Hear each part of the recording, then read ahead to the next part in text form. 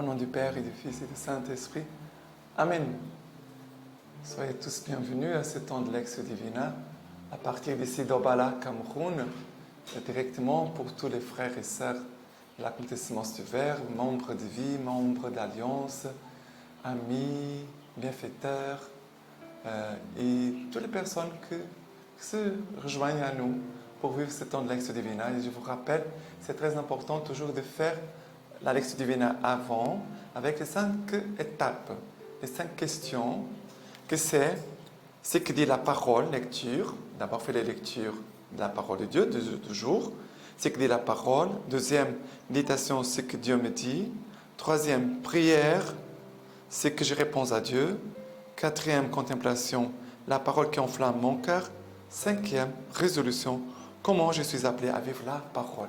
C'est très important de faire les deux choses, d'écrire et aussi d'écouter, parce que cela nous aide. Si nous voulons travailler pour produire beaucoup, pour avoir une bonne récolte, il faut prendre les moyens. Et je suis en train de vous apprendre. D'accord? Voilà. Aujourd'hui, nous sommes le 19 novembre, jeudi. La première lecture, c'est Apocalypse 5, versets 1 à 10. 1 à 10. Et je vis dans la main droite de celui qui siège sur le trône un livre roulé, écrit au recto et au verso, et scellé de 7 sceaux. Et je vis un ange puissant proclamant à pleine voix, qui est digne d'ouvrir le livre et d'en briser les sceaux. Mais nul n'était capable, ni dans les ciels, ni sur la terre, ni sous la terre, d'ouvrir le livre et de lire. Et de le lire. Et je pleurais fort de ce que nul ne s'était trouvé digne d'ouvrir les livres et de les lire. L'un des vieillards me dit alors, « Ne pleure pas, voici, il a remporté la victoire, le lion de la tribu de Juda, le rejeton de David. Il ouvrira donc les livres aux 7 sceaux. » Alors, je vis debout entre les trônes aux 4 vivants et les vieillards un agneau comme égorgé, portant 7 cornes et 7 yeux. 7 yeux. Ceux qui sont les 7 esprits de Dieu en mission par toute la terre. Ils s'en vinrent prendre le livre dans la main droite de celui qui siège sur le trône. Quand il l'eut pris, les 4 vieillards et les 4 vivants et les 24 vieillards se prosternent devant l'agneau, tenant chacun là une harpe à des coupes d'or, pleines de parfums, les prières des saints, et chantaient un cantique nouveau. Tu es digne de prendre les livres et d'en ouvrir les sceaux, car tu fus égorgé et tu rachètas pour Dieu, au prix de ton sang, des hommes de toute race, langue, peuple et nation. Tu as fait d'eux, pour notre Dieu, une royauté de prêtres régnant sur toute la terre. Alors, ce passage de l'Apocalypse, ça me touche parce que Jean est en train de voir ce qui se passe au ciel.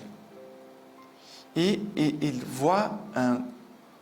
dit qu'il voit un livre roulé, écrit au recto et au verso, et scellé de 7 sceaux.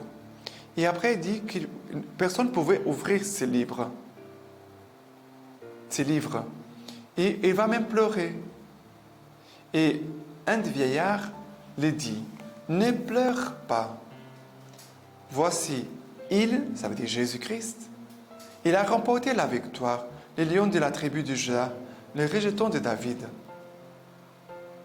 Il ouvrira donc les livres aux 7 sceaux. » Et après, il va avoir cet agneau, il dit, un agneau comme égorgé. Et après, il dit, il s'en vint prendre les livres dans la main droite de celui qui siège sur le trône.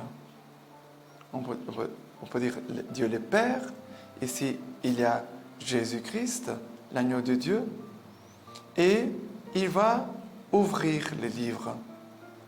Et la parole de Dieu dit, quand il eut pris le prix, les 4 vivants et les 24 vieillards se prosternaient devant l'agneau, tenant chacun l'harpe à des coupes d'or, pleines de parfums, les prières des saints. Et ça me touche parce que c'est Jésus qui va ouvrir, c'est Jésus qui nous ouvre les Écritures. Ça veut dire, sans Jésus, les Écritures n'auraient pas de sens. Quand on lit les Écritures, soit de l'Ancien, le Nouveau Testament, on doit avoir toujours devant nos yeux Jésus, l'agneau de Dieu, qui enlève les péchés du monde. Jésus, qui a livré sa vie sur la croix pour nous. Jésus, l'agneau de Dieu, qui est vivant, qui est ressuscité. C'est à partir du mystère pascal qu'on doit lire toute la Bible. Et Jésus, par son sang versé sur la croix, par sa passion, ça veut dire, de la même façon que le cœur de Jésus a été transpercé sur la croix, c'est le livre qui est ouvert pour nous. Maintenant, le livre a été ouvert. Et pour nous, l'accomplissement du Verbe, c'est quelque chose de très important. Parce que pour nous, le cœur de Jésus, sont les Écritures que Jésus nous ouvre, il nous partage, il nous fait découvrir. C'est très important. Mais qu'est-ce que ça me touche aussi, c'est que pour nos cœurs, c'est la même chose. Nos cœurs, parfois, sont fermés et c'est Jésus qui peut ouvrir nos cœurs. Et qui peut faire jaillir de nos cœurs un chant de louange, qui peut faire sortir de nos cœurs des parfums qui sont comme la prière. La musique, comme ici, qui parle de cette harpe et des coupes, tenons chacun une harpe et des coupes d'or pleines de parfums, qui sont les prières des saints, bien sûr. Ici, c'est un symbole. Et après, ils vont chanter les cantiques nouveaux. Tu es digne de prendre les livres, d'en ouvrir les sceaux, car tu fus égorgé et tu rachètes pour Dieu, au prix de ton sang, des hommes de toutes tribus, race, langue, peuple, nation. Tu as fait d'eux pour notre Dieu, tu as fait de nous, pour notre Dieu, une royauté de prêtres régnant sur toute la terre. Le Seigneur veut faire de nous des prêtres, non pas, bien sûr, non pas des prêtres au niveau sacerdotal, ministériel, ça veut dire, moi je suis prêtre. Et il y a mes frères de communauté qui sont des laïcs, qui ne sont pas des prêtres. Alors, mais nous sommes tous par notre baptême des prêtres qui sommes appelés à construire, à régner, ça veut dire à construire les royaumes de Christ sur la terre. C'est cela. Voilà, une lecture très belle, mais que le Seigneur puisse aussi nous ouvrir les Écritures pour chacun de nous. Parce que les disciples d'Emmaüs, aussi l'eunuque qui va être évangélisé par Philippe, ils ne comprenaient pas, et les aimants ne comprenaient pas. Aux disciples d'Emmaüs, Jésus va parler des Écritures, mais ils ne comprenaient pas. Jésus va ouvrir leur intelligence. Et notre cœur aussi a besoin d'être ouvert pour comprendre ce que le Seigneur veut nous dire à chacun de nous. Pour les psaumes d'aujourd'hui, c'est le psaume 149, versets 1 à 6 et verset 9. Alléluia, chantez au Seigneur un chant nouveau, sa louange dans l'assemblée de ses fidèles. Joie pour Israël en son auteur. Pour les fils de Sion, allégresse en leur roi. Louange à son nom par la danse. Pour lui, jeu de harpe et de tambours. Toute cette louange, les titres de ces psaumes, c'est les chants triomphales. On doit les chanter. Tu peux chanter ces psaumes tu inventes une mélodie, tu peux le chanter. Mais de grandir allégresse pour notre roi. Car le Seigneur se complaît de son peuple et dans nos humbles l'éclat du salut, de sa victoire. Le Seigneur dans nos humbles l'éclat de son salut, le Seigneur dans nos humbles l'éclat de sa victoire. Que les fidèles exultent dans la gloire, que de leur place ils crient de joie. Les éloges de Dieu à pleine gorge, gloire en soi à tous ses fidèles. Le Seigneur, c'est magnifique. La gloire, ça appartient au Seigneur. La gloire appartient au Seigneur. Mais le Seigneur aussi veut nous combler de sa gloire, veut partager avec nous sa gloire. C'est beau. Et maintenant, pour l'évangile d'aujourd'hui, l'évangile, c'est Saint Luc, chapitre 19, versets 41 à 44. Quand Jésus fut proche à la vue de la ville, il pleura sur elle en disant, « Ah, si en ce jour tu avais compris, toi aussi, les messages de la paix. Mais non, il est demeuré caché à tes yeux. Oui, des jours viendront sur toi, où tes ennemis t'environneront de retranchements, t'investiront, te presseront de toutes parts et t'écraseront sur le sol, toi et tes enfants au milieu de toi. Ils ne laisseront pas en toi pierre sur pierre, parce que tu n'as pas reconnu le temps où tu fus visité. » Voilà. Ça veut dire, qu'est-ce qui se passe ici dans ce passage? Jésus pleure. Ça veut dire,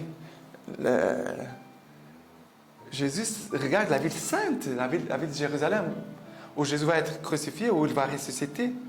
Il dit, « Ah, si en ce jour tu avais compris, toi aussi, les messages de la paix. » Ça veut dire, les cœurs sont fermés. Le cœur de Jésus, il est ouvert, toujours ouvert. Mais le cœur de son peuple qu'il aime, Jésus pleure parce qu'il aime ce peuple. Il est venu pour ce peuple que le Seigneur a choisi pour son héritage, son peuple élu. Jésus pleure parce que Jésus aime ce peuple. Et il va dire, mais tu n'as pas, si tu aurais pu comprendre les messages de la paix. Tu es troublé parce que tu n'as pas accueilli les messages de la paix. Mais non, il est demeuré caché à tes yeux. Vous savez, ils sont aveugles. Le cœur est fermé, les yeux sont aveugles aussi. Les liens entre nos yeux et nos cœurs. Et Jésus, vraiment, il est triste. Mais ce message de la paix a été demeuré caché à tes yeux. Et après, Jésus va dire, mais à cause de cela, regarde, tout ce qui va t'arriver comme souffrance. Dieu ne voulait pas ça. Il dit, des jours viendront où tes ennemis t'environneront de retranchements, t'investiront, te presseront de toutes parts, t'écraseront au sol, même tes enfants ne laisseront pas pierre sur pierre, tout va être détruit. Mais qu'est-ce que ça me touche, vous savez?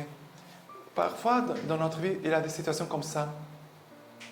Parfois, nous pouvons vivre des choses comme ça, chacun de nous. Notre cœur est fermé, nous ne connaissons pas le message de la paix. Et il y a des choses qui nous arrivent souvent à cause aussi de notre péché, de notre manque de conversion. Tout coule, tout désarbe, tout tombe par terre, tout est écroulé. Mais après, le Seigneur veut toujours nous visiter. Il dit, parce que tu n'as pas reconnu le temps où tu fus visité. C'est vrai que Jésus est venu visiter son peuple d'une façon concrète. Mais Jésus vient aujourd'hui chez toi. Viens chez nous aujourd'hui. Et si on se laisse visiter par lui, tout peut changer. Tout ce qui a été détruit peut se reconstruire et bâtir à nouveau. Le cœur qui avait été fermé, il peut s'ouvrir au message de la paix. Voilà. Parce que le Seigneur veut faire toutes choses nouvelles. Le Seigneur veut faire toutes choses nouvelles. Mais accueillons ce message de la paix. Accueillons le message de la paix et communiquons aussi aux autres ce message de la paix. Et pour finir, la lecture patristique, prière au grand pasteur des brebis, de Saint Grégoire, évêque de Nice, homélie sur les cantiques des cantiques. Où mèneras-tu paître le troupeau, bon pasteur, toi qui le portes tout entier sur tes épaules? Car tout le genre humain est une seule brebis que tu as apprise sur tes épaules. Enseigne-moi donc, dit-elle, la bien-aimée du Cantique des Cantiques, où tu mènes paître le troupeau, afin que je puisse trouver le pâturage du salut, me rassasier de la nourriture céleste que tout homme doit manger pour entrer dans la vie. Que j'accours auprès de toi, qui est la source, pour aspirer la boisson divine, que tu fais jaillir comme d'une source pour les assoiffés. Cette eau jaillit de ton côté ouvert par la lance, et pour celui qui en goûtera, elle deviendra source jaillissante pour la vie éternelle. Si tu me conduis dans ces pâturages, tu me feras parfaitement reposer à l'heure de midi en paix. Nul n'est jugé digne de partager ce repos de midi, s'il n'est fils de la lumière et fils du jour. Voilà, avec ces belles paroles, nous finissons aujourd'hui. Et je vous donne la bénédiction du Seigneur Tout-Puissant, lui qui est Père, Fils et Saint-Esprit. Amen. Qui vous garde dans sa paix et dans sa joie. Amen.